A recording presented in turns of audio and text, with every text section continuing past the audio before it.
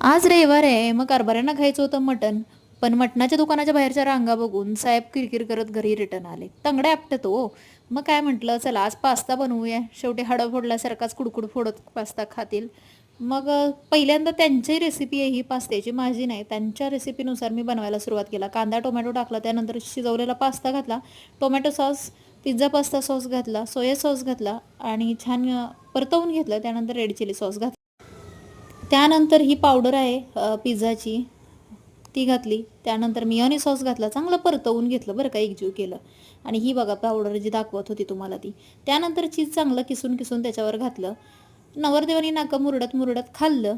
पण मटणाची चव काय पूर्ण झाली नाही. मला वाटतं इडलीवाल्यांनी जर का हा व्हिडिओ माझा बघितला तर बिचारे मला तिथून फेकून पास्ता मारतील. पण जाऊ दे, तुम्हाला रेसिपी आवडली असेल तर चॅनलला सबस्क्राईब करून घ्या. कमेंट करायला विसरू नका रेसिपी माझी तेवढी कशी वाटली. माझी रेसिपी बघून मी पतिदेवांना विचारलं, झोमॅटो चालू करू का? ते म्हणाले, झोमॅटो